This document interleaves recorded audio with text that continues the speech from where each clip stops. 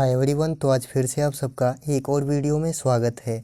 आज के इस वीडियो में हम एसएससी जीडी के जीएस प्रैक्टिस सेट 3 को लेकर आए हैं। इसके पहले हमने 2 सेट को ऑलरेडी कवर कर लिया है। तो यदि आपने अभी उन सभी वीडियोस को नहीं देखा है तो उनका लिंक आपको नीचे डिस्क्रिप्शन में मिल जाएगा। आप वहां से उन सभी वीडियोस को देख सकते हैं। तो चलिए दोस्तों, आज के इस वीडियो को हम शुरू करते हैं। लेकिन वीडियो में आगे बढ़ने से पहले यदि आप इस चैनल पर नए हों तो ऐसे ही और वीडियोज़ के लिए हमारे चैनल को ज़रूर सब्सक्राइब करें। चलिए दोस्तों, आज के इस वीडियो को हम शुरू करते हैं। आज का हमारा पहला क्वेश्चन है, कालबेलिया किस भारतीय राज्य का प्रसिद्ध लोक नृत्य है? तो इसका सही जवाब है ऑप्शन डी, राजस्थान का। कालबेलिया राजस्थान का एक प्रसिद्ध लोक नृत्य है। कालबेलिया लोक नृत्य की एक कलाकार हैं जिनका नाम गुलाबो सपेरा है। यह राजस्थान के सपेरा समुदाय, जिसे हम छछूंदर समुदाय भी कहते हैं, से जुड़ी हुई हैं। राजस्थान के अन्य नृत्य देखते हैं तो गेर नृत्य, यह भील जनजाति द्वारा किया जाने वाला नृत्य है। उसके बाद चरी नृत्य, यह गुर्जरी जनजाति द्वारा किया जाने वाला नृत्य है। फिर घूमर नृत्य, भवई नृत्य, गणगौर नृत्य, तेरह ताली नृत्य, पनिहारी नृत्य आदि ये सभी राजस्थान के प्रमुख नृत्य हैं। ऑप्शन में देखें तो बिहार के प्रमुख नृत्य जो हैं धोबिया, झिझियाँ हैं। उड़ीसा के प्रमुख नृत्य ढप और गोटी पुआ हैं। पश्चिम बंगाल के प्रमुख नृत्य गंभीरा, लाठी और काठे हैं। दोस्तों, इन सभी राज्य के और भी अन्य सारे नृत्य हैं जिन्हें हम आगे आने वाले वीडियोज में कवर करेंगे।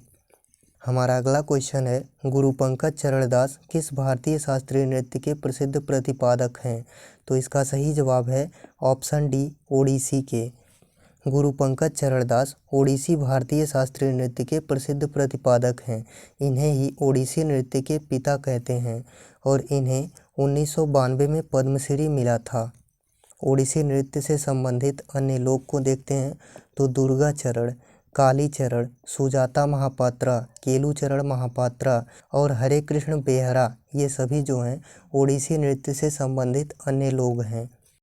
ऑप्शन में देखें तो भारती शिवाजी का संबंध मोहिनी अट्टम से है, निर्मल मेहता का संबंध मणिपुरी से है और बिरजू महाराज और लच्छू महाराज का संबंध कथक से है। हमारा अगला क्वेश्चन है, जनगणना रिपोर्ट 2011 के अनुसार किस भारतीय राज्य की साक्षरता दर दूसरी सबसे कम है? तो इसका सही जवाब है ऑप्शन बी, अरुणाचल प्रदेश का। अरुणाचल प्रदेश का जनगणना रिपोर्ट 2011 के अनुसार दूसरी सबसे कम साक्षरता दर लगभग 65% है। सबसे कम बिहार की है लगभग 61% और तीसरी सबसे कम राजस्थान की लगभग 66% है। सबसे ज़्यादा साक्षरता दर वाले राज्य जो हैं तो पहले स्थान पर केरल राज्य है जिसकी साक्षरता दर 94% है। दूसरे स्थान पर मिजोरम है जिसकी साक्षरता दर 91.3% है और तीसरे स्थान पर गोवा राज्य है जिसकी साक्षरता दर 88.7% है। भारत की साक्षरता दर 2011 के जनगणना रिपोर्ट के अनुसार लगभग 74.04% है। इसमें पुरुष का साक्षरता दर 82.14% और महिला का साक्षरता दर 65.46% है। हमारा अगला क्वेश्चन है, किस टीम ने सबसे ज़्यादा रणजी ट्रॉफी खिताब जीती है? तो इसका सही जवाब है ऑप्शन सी, मुंबई ने। मुंबई टीम ने सबसे ज़्यादा 41 बार रणजी ट्रॉफी खिताब जीती है और कर्नाटक टीम ने दूसरी सबसे ज़्यादा 8 बार रणजी ट्रॉफी खिताब जीती है। तीसरे स्थान पर दिल्ली है जिसने कुल 7 बार रणजी ट्रॉफी की खिताब जीती है। रणजी ट्रॉफी का संबंध क्रिकेट खेल से है और महाराजा रणजीत सिंह के नाम पर यह ट्रॉफी शुरू की गई थी। उत्तर प्रदेश ने केवल 1 बार रणजी ट्रॉफी खिताब जीता है और तमिलनाडु ने 2 बार जीता है। पहला रणजी ट्रॉफी मैच का आयोजन 1934 में मद्रास वर्सेस मैसूर के बीच हुआ था। पहला रणजी ट्रॉफी विजेता मुंबई है। हाल ही में रणजी ट्रॉफी का 88वां संस्करण आयोजित हुआ है जिसकी विजेता टीम सौराष्ट्र थी और उप विजेता टीम बंगाल थी। हमारा अगला क्वेश्चन है, वॉलीबॉल की पुरुष की टीम के लिए भूतल से नेट की मानक ऊंचाई कितनी होती है? तो इसका सही जवाब है ऑप्शन डी, 2.43 मीटर। वॉलीबॉल की पुरुष की टीम के लिए भूतल से नेट की मानक ऊंचाई 2.43 मीटर होती है और महिला की टीम के लिए 2.24 मीटर होती है। वॉलीबॉल की कोर्ट की लंबाई 18 मीटर, चौड़ाई 9 मीटर और वॉलीबॉल के बॉल का वजन 260 ग्राम से 280 ग्राम होता है। क्रिकेट की गेंद का वजन 155 ग्राम से 163 ग्राम होता है। अब देखते हैं खेल में खिलाड़ियों की संख्या। तो बास्केटबॉल में 5 खिलाड़ी होते हैं, वॉलीबॉल में 6 खिलाड़ी होते हैं, फुटबॉल में 11 खिलाड़ी होते हैं, नेटबॉल में 7 खिलाड़ी होते हैं, कबड्डी में 7 खिलाड़ी होते हैं और वाटर पोलो में भी 7 खिलाड़ी होते हैं। हमारा अगला क्वेश्चन है, निशागंधी नृत्य उत्सव भारत के किस राज्य में मनाया जाता है? तो इसका सही जवाब है ऑप्शन बी, केरल राज्य में। निशागंधी उत्सव केरल राज्य में मनाया जाता है। केरल राज्य के अन्य उत्सव देखते हैं, त्रिशूर पूरम, थेयम, विशु और ओणम। विशु उत्सव को केरल का नववर्ष भी कहते हैं और केरल में मलयालम भाषा बोली जाती है, इसलिए इसे मलयालम नववर्ष भी कहते हैं। ओणम जो है यह 10 दिनों तक मनाया जाने वाला त्यौहार है। ऑप्शन में देखें तो तमिलनाडु राज्य के उत्सव चित्राथी और थाईपुसुम है। उसके बाद तेलंगाना के उत्सव बथुकम्मा और अलाई बलाई हैं। कर्नाटक के उत्सव जो हैं हम्पी और कंबाला दौड़, जिसे हम भैंसा दौड़ भी कहते हैं। दोस्तों, आपसे मेरा एक सवाल है कि हम्पी का चित्र कितने रुपए के नोट पर बना है? इसका जवाब आप नीचे कमेंट बॉक्स में भेज सकते हैं। हमारा अगला क्वेश्चन है, 1867 में बम्बई में किस संस्था की स्थापना हुई? तो इसका सही जवाब है ऑप्शन ए, प्रार्थना समाज की। 1867 में बम्बई में प्रार्थना समाज की स्थापना हुई और इसके संस्थापक आत्माराम पांडुरंग और आरजी भंडारकर थे। इस संस्था का उद्देश्य भारत में कुरीतियों को खत्म करना था। ऑप्शन में देखें तो थियोसोफिकल सोसाइटी की स्थापना मैडम ब्लातावस्की और हेनरी अल्कट ने 1875 में किया। युवा बंगाल आंदोलन को हेनरी विवियन डैरीजियो ने 1826 से 32 तक चलाया। रामकृष्ण मिशन की स्थापना स्वामी विवेकानंद ने 1897 में किया था। वेद समाज की स्थापना केसी सेन ने 1864 में किया था और पूना सार्वजनिक सभा की स्थापना महादेव गोविंद रानाडे ने 1867 में किया था। हमारा अगला क्वेश्चन है, अंग्रेजों ने अवध पर कब कब्जा कर लिया? तो इसका सही जवाब है ऑप्शन ए, 1856 में। अंग्रेजों ने अवध पर 1856 में कब्जा कर लिया था। अंग्रेजों में एक था डलहौजी, इसने राज्यों को हड़पना शुरू किया था। इसका कार्यकाल 1848 से 1856 तक रहा। इसकी नीति थी राज्य हड़प नीति। राज्य हड़प नीति का अन्य नाम गोद निषेध नीति, व्यपगत सिद्धांत और डॉक्ट्रिन ऑफ लैप्स था। डलहौजी ने सबसे पहले 1848 में सतारा को हड़पा था, 1849 में संबलपुर को, 1852 में उदयपुर को, 1854 में झांसी को और 1856 में अवध को हड़पा था। 1856 में अवध का शासक वाजिद अली शाह था। इस पर कुशासन का आरोप लगाकर अवध को हड़प लिया था। कुशासन के आरोप की रिपोर्ट आउट्रम ने दी थी। हमारा अगला क्वेश्चन है, अंग्रेजों द्वारा पारित निम्नलिखित में से किस अधिनियम ने भारतीयों को हथियार रखने की अनुमति नहीं दी? तो इसका सही जवाब है ऑप्शन सी, आर्म्स एक्ट 1878 ने। अंग्रेजों द्वारा पारित आर्म्स एक्ट 1878 अधिनियम ने भारतीयों को हथियार रखने की अनुमति नहीं दी। इस अधिनियम को लिटन ने लाया था। लिटन की ही एक और रोक है वार्नाक्यूलर प्रेस एक्ट 1878। इस एक्ट ने देसी अखबारों पर रोक लगा दी। लिटन का कार्यकाल 1876 से 1880 तक रहा था। 1878 में लागू हुए एक्ट को रिपन ने 1882 में हटाया। रिपन का कार्यकाल 1880 से 1884 तक रहा। हमारा अगला क्वेश्चन है, संविधान के निम्नलिखित में से किस अनुच्छेद के अंतर्गत संसद नए राज्यों का निर्माण, नाम परिवर्तन और सीमा परिवर्तन कर सकती है? तो इसका सही जवाब है ऑप्शन सी, अनुच्छेद 3 के तहत। संविधान के अनुच्छेद 3 के अंतर्गत संसद नए राज्यों का निर्माण, नाम परिवर्तन और सीमा परिवर्तन कर सकती है। ऑप्शन में देखें तो अनुच्छेद 1 जो है यह भारत राज्यों का संघ है। अनुच्छेद 2 में नए राज्यों का प्रवेश का प्रावधान है। अनुच्छेद 4 में भारत के सीमा विवाद संबंधी प्रावधान है। अनुच्छेद 2 के तहत 35वें संविधान संशोधन 1975 द्वारा सिक्किम को सहराज्य घोषित किया गया। 36वें संविधान संशोधन 1975 द्वारा सिक्किम को भारत का 22वां पूर्ण राज्य बनाया गया। जब सिक्किम को भारत में मिलाया गया था उस समय सिक्किम में नामग्याल वंश का शासक था और शासक का नाम चोग्याल था।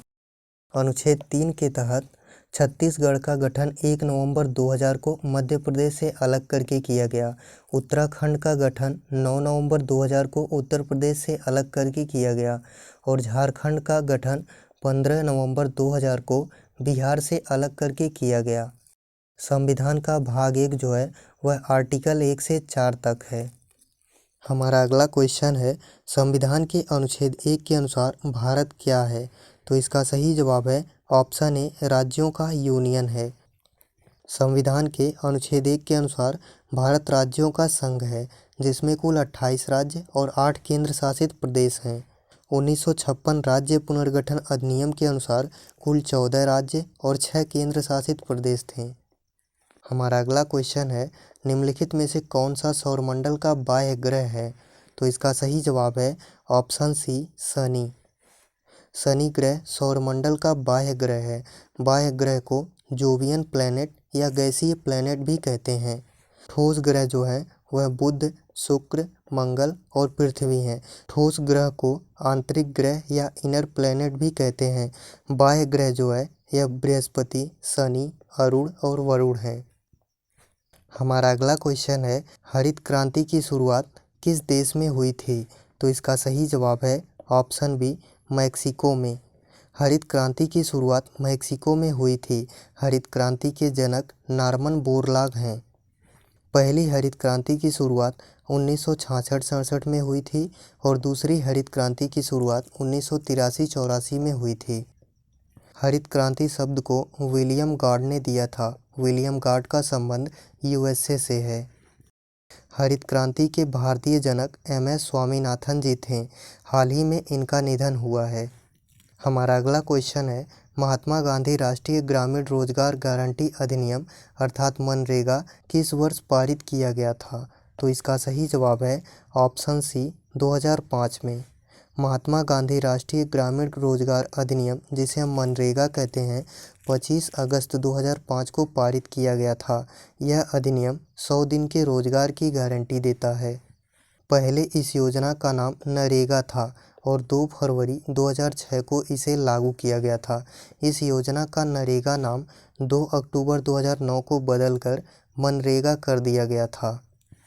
मनरेगा योजना में मजदूरी न्यूनतम मजदूरी अधिनियम के अंतर्गत दी जाती है। न्यूनतम मजदूरी अधिनियम को 1998 में पारित किया गया था। सबसे ज़्यादा मजदूरी हरियाणा राज्य में दी जाती है, लेकिन हाल ही में राजस्थान ने घोषणा की है कि वह सबसे ज़्यादा मजदूरी देगा।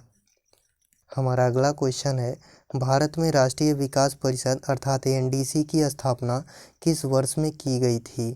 तो इसका सही जवाब है ऑप्शन डी, 1952 में।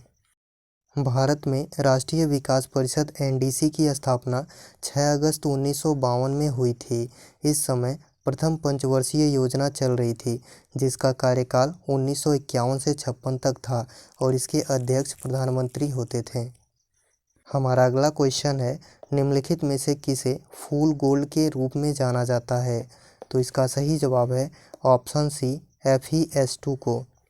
आयरन पायराइट अर्थात FeS2 को फूल्स गोल्ड जिसे झूठों का सोना कहते हैं के रूप में जाना जाता है।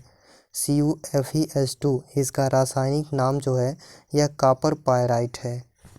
हमारा अगला क्वेश्चन है, कोशिका की आत्मघाती थैलियाँ किसे कहा जाता है? तो इसका सही जवाब है ऑप्शन ए, लाइसोसोम को।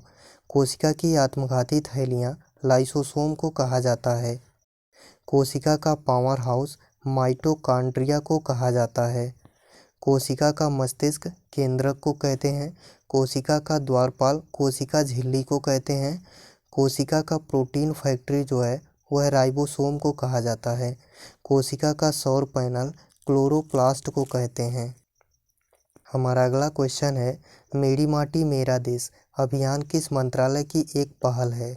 तो इसका सही जवाब है ऑप्शन बी, ग्रामीण विकास मंत्रालय की।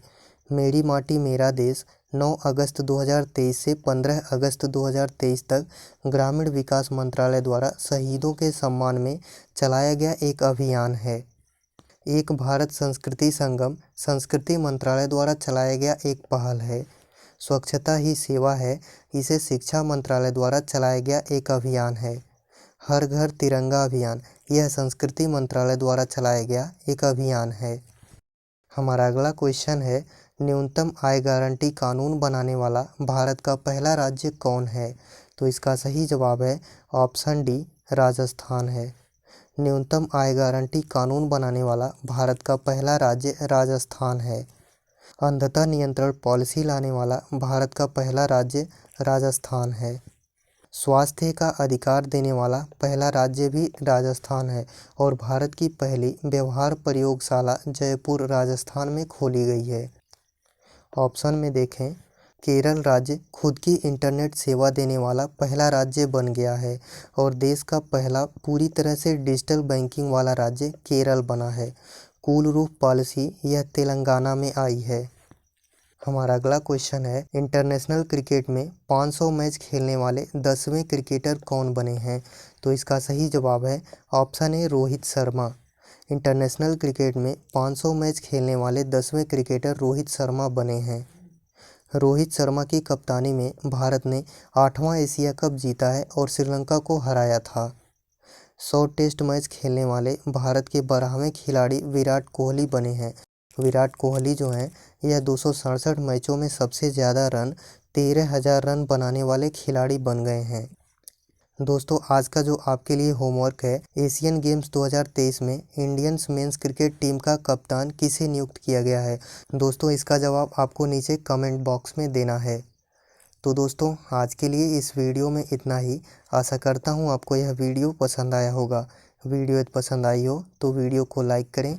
साथ ही चैनल पर नए हों तो ऐसे ही और वीडियोज़ के लिए हमारे चैनल को ज़रूर सब्सक्राइब करें। चलिए दोस्तों, मिलते हैं फिर एक नए वीडियो में। तब तक के लिए जय हिंद, वंदे मातरम।